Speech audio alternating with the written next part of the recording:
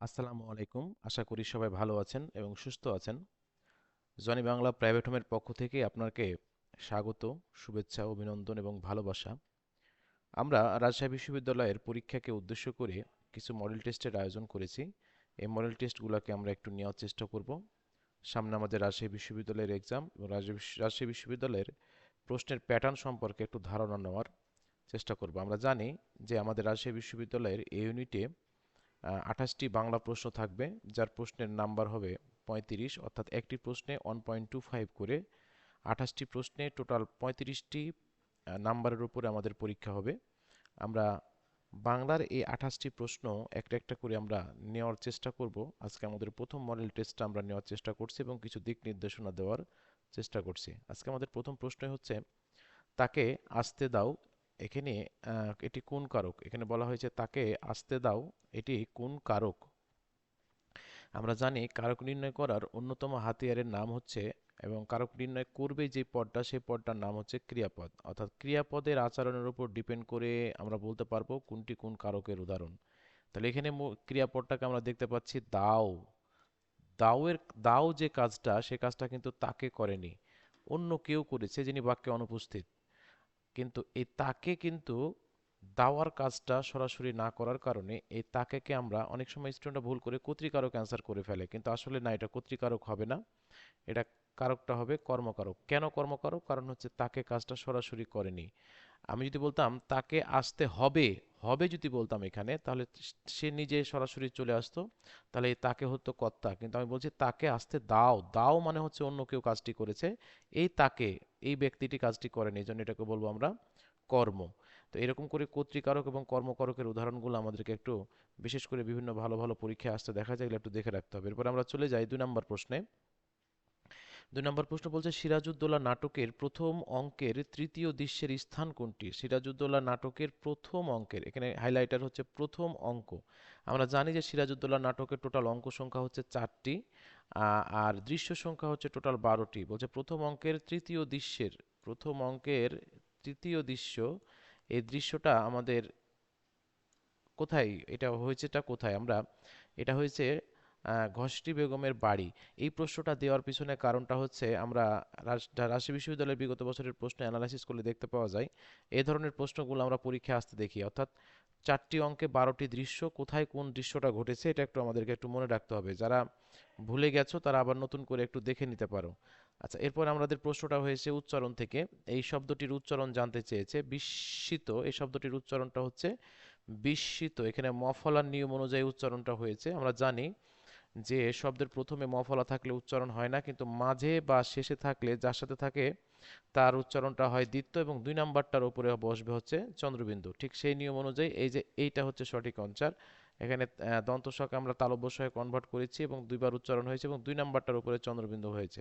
তো এটা সঠিক উচ্চারণটা হবে হচ্ছে বিস্মিত। এটার উচ্চারণটা হবে হচ্ছে বিস্মিত। কখনো কখনো মফলা সরাসরি উচ্চারণ হয়, ওগুলো আমরা ডিটেলস নিয়মে যাব না। এখন আমরা জাস্ট একটু 28টি প্রশ্ন আমরা আজকে একটু দেখার চেষ্টা করছি, এবং 28টি প্রশ্ন যে যে টপিক থেকে এসেছে সেই টপিকগুলোকে আমাদেরকে একটু রিভিশন দিতে হবে। 4 নম্বর প্রশ্নটা এসেছে, কলি কি সত্যি উল্টাইতে বসিল? এইটা হচ্ছে আমাদের এই উক্তিটি কার? অর্থাৎ এটা হচ্ছে আমাদের পাঠ্য বইয়ের বিখ্যাত একটি গল্প আছে শরৎচন্দ্র চট্টোপাধ্যায়ের, সেটা হচ্ছে যে বিলাসী। সে বিলাসী গল্প থেকে এই উক্তিটি নেওয়া হয়েছে। কলি কি সত্যি উল্টাইতে বসিল? এটা অনেক সময় স্টুডেন্ট এই প্রশ্নটা দেওয়ার একমাত্র কারণ হচ্ছে যে এই প্রশ্নটা অনেক সময় স্টুডেন্টরা অ্যান্সার করে ফেলে খুড়া, কিন্তু অ্যাকচুয়ালি প্রশ্নের অ্যান্সারটা কিন্তু খুড়া না। এখানে অ্যান্সারটা আমরা পাঠ্য বই পড়লে দেখতে পাবো, এটা প্রশ্নটা করেছে বা উক্তিটা করেছে ছেলে বুড়োর দল। মানে এই ছেলে বুড়ো এখন বলবে যে কলি কি সত্যি উল্টাইতে বসিল, এখানে এটা কিন্তু আমাদের পাঠ্য বইয়ের উল্লেখিত লাইন। এই জন্য এই প্রশ্নটা একটু সতর্কতার সহিত অ্যান্সার করবো আমরা হচ্ছে, এটা হচ্ছে ছেলে বুড়ো, উত্তরটা হবে হচ্ছে ছেলে বুড়ো। এরপরে বলা হয়েছে কোনটি বাংলা ধাতু? রাজশাহী বিশ্ববিদ্যালয়ের জন্য ধাতু কিন্তু গুরুত্বপূর্ণ। ঢাকা বিশ্ববিদ্যালয়ে ধাতু থেকে প্রশ্ন না আসলেও আমাদের রাজশাহী বিশ্ববিদ্যালয়ে কিন্তু ধাতু থেকে প্রশ্ন আসতে দেখা যায়। এই ধাতুর অধ্যায়টা আমাদেরকে একটু দেখে নিয়ে রাখতে হবে। আমরা জানি ধাতু 3 প্রকার। 3 প্রকার ধাতুর মধ্যে মৌলিক, যৌগিক এবং সাধিত। এই ধাতুগুলোর মধ্যে মৌলিক ধাতু যে 3 প্রকার, বাংলা, সংস্কৃত আর বিদেশি, এই বাংলা, সংস্কৃত, বিদেশির মধ্যে এখানে জানতে চাওয়া হয়েছে যে বাংলা ধাতু, তো আমরা সংস্কৃত ধাতু এবং বিদেশি ধাতু তো জানি, এবং বাংলা ধাতু মনে রাখার একটা টেকনিক হচ্ছে, বাংলা ধাতুকে মনে রাখতে গেলে তুই পদ দিয়ে সম্বোধন পদ, এই তুই সম্বোধন পদটি দিয়ে যাবে যে ধাতুগুলা, সেই ধাতুগুলোকে বলবো আমরা হচ্ছে বাংলা ধাতু। তাহলে আমরা এখন বলছি যে তুই পদ দিয়ে যাবে, তাহলে তুই তুই আঁক, তার মানে এটা বাংলা ধাতু। তুই কহ, এটাও বাংলা ধাতু। তুই পড়, এটাও বাংলা ধাতু। বলেছে কোনটি বাংলা ধাতু নয়, তার মানে হচ্ছে আঁকা। তুই আঁকা এই কথাটা হয় না। অর্থাৎ আমরা ধাতু মনে রাখার চেষ্টা করব, তবে এটা একটা সংক্ষিপ্ত ওয়েতে। তুই দিয়ে যায় না যে ধাতুগুলো, সে ধাতুগুলোকে বলবো আমরা বাংলা ধাতু। আচ্ছা, এটা বলছে কোনটি বিশেষ নিয়মে সাধিত সন্ধির উদাহরণ। বিশেষ নিয়মে সাধিত সন্ধি, এই টার্মটা কিন্তু হচ্ছে এখনো আমাদের পাঠ্য বইয়ে, আমাদের নবম দশম শ্রেণীর বাংলা ব্যাকরণ বোর্ড বইয়ে সব জায়গায় দেখতে পাওয়া যায়। এই সন্ধিগুলো কিন্তু অনেকটা দেখতে বিসর্গ সন্ধির মতো, কিন্তু বলা হয়েছে বিশেষ নিয়মে সাধিত। হাতে গোনা কয়েকটা সন্ধি আছে, সেই সন্ধিগুলোকে বলা হয় বিশেষ নিয়মে সাধিত সন্ধি। এই আমরা কুলটা নিপাত নিষিদ্ধ সন্ধি জানি, তিরস্কার বিসর্গ সন্ধির উদাহরণ, মনীষা নিপাত নিষিদ্ধ সন্ধি জানি, কিন্তু এই যে সংস্কার শব্দটি হচ্ছে বিশেষ নিয়মে সাধিত সন্ধির উদাহরণ। অর্থাৎ বিশেষ নিয়মে সাধিত সন্ধির উদাহরণ যেগুলো আছে সেগুলো হচ্ছে সংস্কৃত ভাষায় অপসংস্কৃতির উত্থান ঠেকাতে সংস্কার আইন পরিষ্কার করে উত্থাপন করতে হবে, এই একটা লাইন আমি আমার স্টুডেন্টদের মনে রাখি। এখানে কয়েকটা সংস্কৃত অপসংস্কৃতি সংস্কার উত্থান, এই কয়েকটা উত্থাপন, এই কয়েকটা শব্দ আমরা মনে রাখবো, এগুলোকে বলা হয় বিশেষ নিয়মে সাহিত্য সন্ধি। অর্থাৎ দেখতে এই সংস্কার শব্দটিকে দেখে কিন্তু বিসর্গ সন্ধির মতো মনে হতে পারে, কিন্তু না, এটা বিসর্গ সন্ধি না, এটা হচ্ছে বিশেষ নিয়মে সাহিত্য সন্ধির উদাহরণ। আচ্ছা, এরপরে বলা হয়েছে জুলাই শব্দটি কোন সমাসের অন্তর্গত। জুলাই বিপ্লব, এই যে জুলাই বিপ্লব শব্দটি কোন সমাসের অন্তর্গত।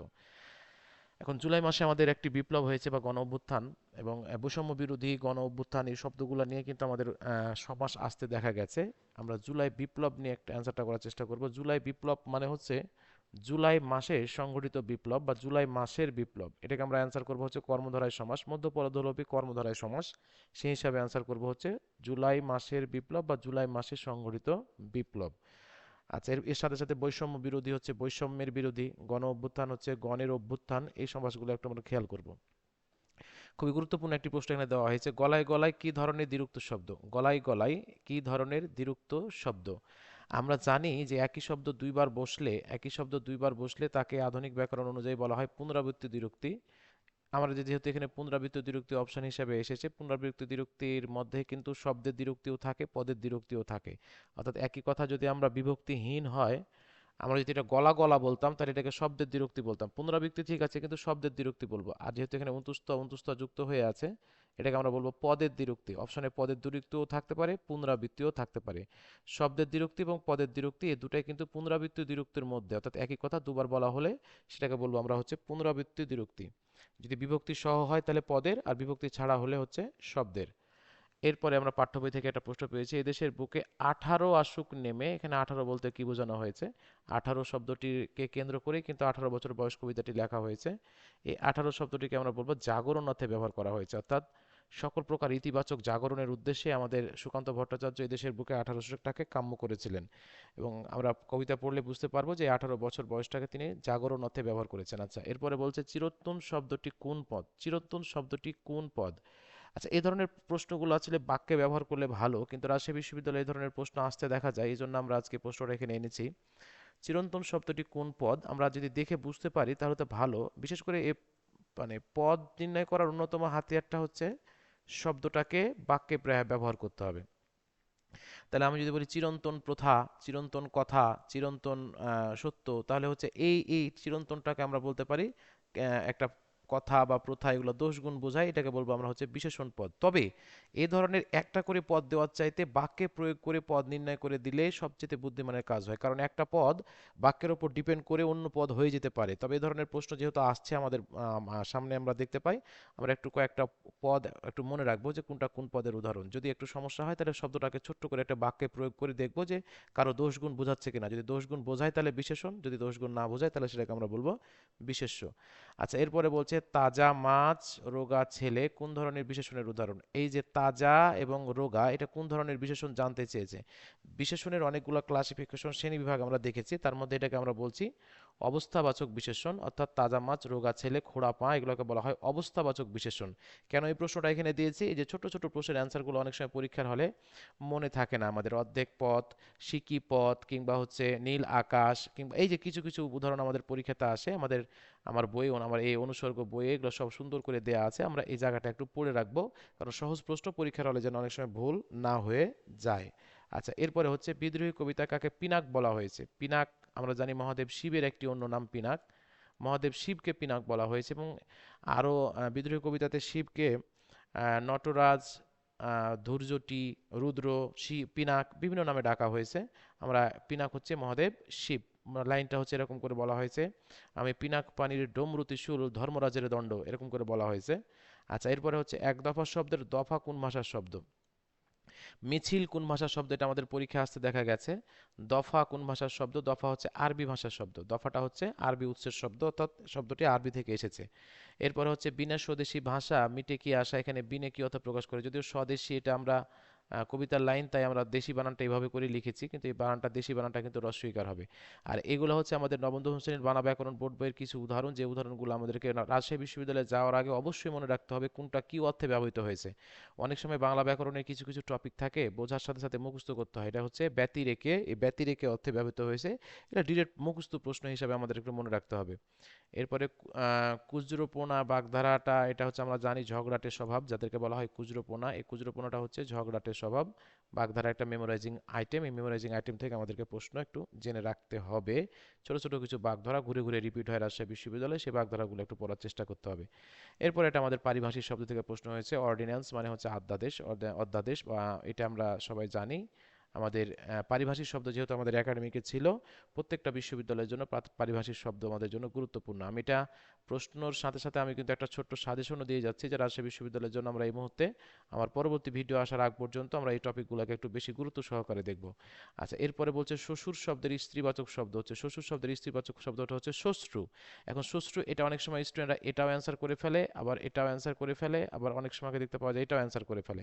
আমরা সঠিক অ্যান্সার করব এইটা, এইটা, এইটা, এই যে এইটা, এইটা অ্যান্সার করবো। এটা হলো দীর্ঘকার দিয়ে লেখা আছে, এটা আমরা এই অ্যান্সারটা করব, বাকিগুলো অ্যান্সার করব না। অনেক সময় বানানের কারণে অনেক সময় খেয়াল করা হয় না, ভুল হয়ে যায় প্রশ্নটা। এরপরে হচ্ছে তুমি যদি হতে বনফুল কি ভালোই না লাগতো, এই যে লাগতো, এটি কোন কালের উদাহরণ? আমরা জানি নিত্যবিত্ত অতীতকালে কিছু, আমরা উদাহরণ খুবই গুরুত্বপূর্ণ পরীক্ষাতে আসে, বিশেষ করে নিত্যবিত্ত অতীতকালটা আমাদের পরীক্ষাতে বারবার আসতে দেখা যায়। অতীতের অভ্যস্ততা বোঝাতে নিত্যবিত্ত অতীতকালটাকে আমরা ব্যবহার করি, কিন্তু নিত্যবিত্ত অতীতকালের আবার কিছু বিশিষ্ট প্রয়োগ আছে। ইচ্ছা প্রকাশে, সম্ভাবনায়, এ ধরনের কিছু বাক্য থাকে। সম্ভাবনায়, যে তুমি যদি হতে বনফুল কি ভালোই না লাগতো, এটা একটা সম্ভাবনা বোঝানো হয়েছে, এটা একটা সম্ভাবনা বোঝানো হয়েছে। সম্ভাবনা বোঝালে নিত্যবিত্ত অতীতকালের উদাহরণ হয়, বা অসম্ভব কল্পনাতেও নিত্যবিত্ত অতীতকালের উদাহরণ হয়। তাহলে আমরা এটা মনে রাখবো যে এই বাক্যটা সম্ভাবনায় নিত্যবিত্ত অতীতকালের উদাহরণ হয়েছে। আর এমনিতে সাধারণ বাক্যগুলো সাধারণত অতীতের অভ্যস্ততা, প্রথমত প্রতিদিন যে কাজগুলো করতাম আমরা, সেই কাজগুলো অর্থে কিন্তু নিত্যবিত্ত অতীতকালে ব্যবহার করা হয়। আচ্ছা, এরপর হচ্ছে বারেক ভেড়াও তরি কুলেতে এসে কাকে আহ্বান করা হয়েছে? আমাদের সোনাতরী কবিতার গুরুত্বপূর্ণ একটি লাইন, এটা হচ্ছে নৌকার মাঝিকে আহ্বান করা হয়েছে, এটা আমরা জানি। এগুলো নিয়ে আমরা ডিটেলস কথা বলবো, তবে আপাতত মডেল টেস্টটাকে আমরা দেখছি যে আসলে পাঠ্য বই, গদ্য অংশ, পদ্য অংশ, কবিতা অংশ, মুখস্থ অংশ সব মিলিয়ে কিন্তু একটা মিশ্রণ ঘটানো হয়েছে। আচ্ছা, অনুপম কোন সমাসের উদাহরণ? অনুপম হচ্ছে নেই উপমা, বা নেই উপমা যার যাই বলি না কেন, এটাকে আমরা অনুপমা, অনুপম বলবো। এটাকে আমরা বহুব্রীহি সমাস হিসাবে অ্যান্সার করব, যে উপমা নেই যার, তার নাম হচ্ছে অনুপম বা অনুপমা। এটাকে আমরা বহুব্রীহি সমাস হিসাবে অ্যান্সার করবো। আচ্ছা, এরপর হচ্ছে রেইনকোট গল্পে রেডিও টেলিভিশনে হরদম বলছে সিচুয়েশন নর্মাল, সিচুয়েশন নর্মাল, এটা না বোঝার কিছু নাই, আমাদের রেইনকোট গল্প থেকে একদম ডিরেক্ট উল্লেখিত এটি একটি লাইন। আচ্ছা, এরপরে বলছে বানান রীতি, খুবই গুরুত্বপূর্ণ একটা টপিক। বাংলা বানান রীতি অনুযায়ী কোনটি সঠিক? এই যে পিপিলিকা আর নির্নিমেষ, পিপিলিকা এখানে সঠিক, কিন্তু এখানে কিন্তু ভুল, এখানেও ভুল, এখানে সঠিক আছে, তবে নির্নিমেষ বানানটা ভুল, নির্নিমেষ বানানটা ভুল, নির্নিমেষ বানানটা ভুল। এই যে এই দুইটা বানানই সঠিক আছে, তাহলে উত্তরটা হচ্ছে ক।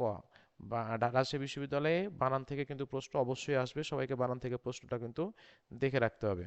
এরপরে বলছে কপোত শব্দের সমার্থক শব্দ, কপোত শব্দের সমার্থক শব্দ হচ্ছে কবুতর।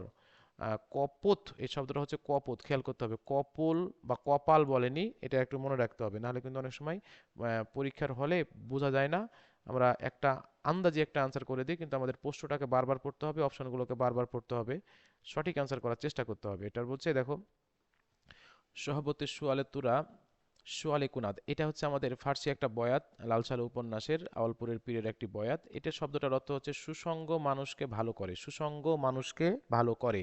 এই প্রশ্নটা দিয়ে বোঝানো হয়েছে যে তোমাদেরকে কিন্তু উপন্যাসটাও পড়ে রাখতে হবে, নাটকটাও পড়ে রাখতে হবে, উপন্যাসটাও পড়ে রাখতে হবে। আচ্ছা, এরপরে বলছে মফলাযুক্ত কোন ব্যঞ্জন বর্ণগুলোর দ্বিত্ব উচ্চারণ হয় না? মফলাযুক্ত কোন ব্যঞ্জন বর্ণগুলোর দ্বিত্ব উচ্চারণ হয় না? আমরা জানি গ, উ, ট, দন্তন্য, মূর্ধন্য, ল, ম, এই ধরনের কিছু বর্ণ আছে যে বর্ণগুলোর সাথে ম ফলার ডিরেক্ট উচ্চারণ হয়, এগুলোর সময় ম ফলাটা দ্বিত্ব উচ্চারণ হয় না। যেমন আমরা বলছি যুগ্ম না, যুগ্ম বলবো আমরা, আমরা বলবো বাগ্মিতা, আমরা বলি বাল্মীকি। এই যে এই ধরনের এই শব্দগুলোর সাথে যদি কখনো ম ফলা থাকে তাহলে ম ফলা দ্বিত্ব উচ্চারণ হয় না, ম ফলা সরাসরি উচ্চারণ হয়ে যায়। এজন্য এই শব্দগুলোর সময় ম ফলার দ্বিত্ব উচ্চারণ হয় না। সকলের দ্বারা অনুষ্ঠিত, এটা হচ্ছে সর্বজনীন। এখন সর্বজনীন আর সার্বজনীন নিয়ে স্টুডেন্টদের ভিতরে লেগে যায় মারামারি। আমরা মনে রাখবো বয়স্ক অর্থে, প্রবীণ অর্থে শুধু সার্বজনীন শব্দটির ব্যবহার হয়, তাছাড়া সকল ক্ষেত্রে সকলের দ্বারা অনুষ্ঠিত, সকলের দ্বারা পালনীয়, সকলের জন্য মঙ্গলজনক, সকলের জন্য অনুষ্ঠিত, যাই বলি না কেন সব হবে হচ্ছে সর্বজনীন। আর শুধুমাত্র প্রবীণ বোঝাতে কিন্তু আমাদের বলবো হচ্ছে সার্বজনীন। এখানে উত্তরটা হচ্ছে সর্বজনীন। আচ্ছা, কুত ঝটিকা এর সন্ধি বিচ্ছেদ। কুত প্লাস ঝটিকা, কুত ঝটিকা শব্দের অর্থ হচ্ছে কুয়াশা। এখানে সূত্রের নিয়ম অনুযায়ী আমরা জানি এটা সঠিক উত্তর হচ্ছে এইটা, খণ্ডিত ত কিংবা দ এর পরে যদি বর্গীয় জ কিংবা ঝ আসে তাহলে এই খণ্ডিত তটা আউট হয়ে যে ওখানে একটা অতিরিক্ত বর্গীয় জ এর আগমন ঘটে। সেই হিসাবে কিন্তু আমাদের এই নিয়মটা হয়েছে কুত ঝটিকা, কুত প্লাস ঝটিকা। আমরা কিন্তু এইটা অ্যান্সার করে দিব না, আমরা জানি সন্ধিতে ত সরাসরি আসে না, তর জায়গাতে ত হসন্তেরই রূপভেদ খণ্ডিত তটা আসে। তাহলে আমরা এই অ্যান্সারটা করব, সরাসরি যেন ত অ্যান্সার না হয়ে যায়। আচ্ছা, এরপরে লাস্ট প্রশ্ন আজকে আমাদের, কোনটি রবীন্দ্রনাথ ঠাকুরের নাটক? রবীন্দ্রনাথ ঠাকুরের একটি প্রশ্ন বা নজরুল ইসলামের একটি প্রশ্ন রাজশাহী বিশ্ববিদ্যালয়ে অবশ্যই আসবে। তো রবীন্দ্রনাথ ঠাকুরের নাটক জানতে চেয়েছে, আমরা জানি তার 29টি নাটক আছে। এই নাটকগুলোর ভিতরে আহ, যে ঘরে বাইরে তার উপন্যাস, চতুরঙ্গ তার উপন্যাস, শেষের কবিতা তার উপন্যাস, ডাকঘরই হচ্ছে তার একমাত্র, মানে এখানে এই অপশনের নাটক হচ্ছে ডাকঘর, চিরকুমার সভা, এগুলো হচ্ছে তার বিখ্যাত নাটক। আমরা নজরুল রবীন্দ্রনাথ সম্পর্কে যদি ভালো করে পড়ি তাহলে আমাদের বিশ্বাস রাজশাহী বিশ্ববিদ্যালয়ে আমরা একটা প্রশ্ন কমন পেয়ে যেতে পারি। আমরা রাজশাহী বিশ্ববিদ্যালয়ের স্পেশাল মডেল টেস্ট হিসাবে আজকে এই প্রশ্নটা আমরা 28টা প্রশ্ন আজকে দেখানোর চেষ্টা করেছি। আমরা যে যে টপিক থেকে প্রশ্ন করা হয়েছে সেই টপিকগুলো আমাদেরকে একটু রিভিশন দিতে হবে, কারণ এখানে উদ্ভট প্রশ্ন না, আমরা কিছু টপিক বেছে বেছে রাজশাহী বিশ্ববিদ্যালয়ের প্রশ্ন অ্যানালাইসিস করে করে প্রশ্নগুলো করেছি। আমরা এই টপিকগুলো একটু ভালো করে পড়ার চেষ্টা করব। আশা করি সবাই রাজশাহী বিশ্ববিদ্যালয়ের পরীক্ষার উদ্দেশ্যে পড়াশোনা করছো, সবাই ভালো থাকবে, সুস্থ থাকবে। দেখা হচ্ছে সবার সাথে পরবর্তী ভিডিওতে। আমরা মোটামুটি একটা 30-40টা মডেল টেস্ট নেওয়ার একটা প্ল্যান করেছি রাজশাহী বিশ্ববিদ্যালয়ের আগে। সবাই জনি বাংলা ফেসবুকের সাথেই থাকবে, জনি বাংলা পেজের সাথে থাকবে এবং জনি বাংলা ইউটিউব চ্যানেলের সাথে থাকবে। যারা সাবস্ক্রাইব করনি তারা সাবস্ক্রাইব করে নেবে। ভালো থাকো, সুস্থ থাকো, দেখা হচ্ছে পরবর্তী ভিডিওতে। আসসালামু আলাইকুম।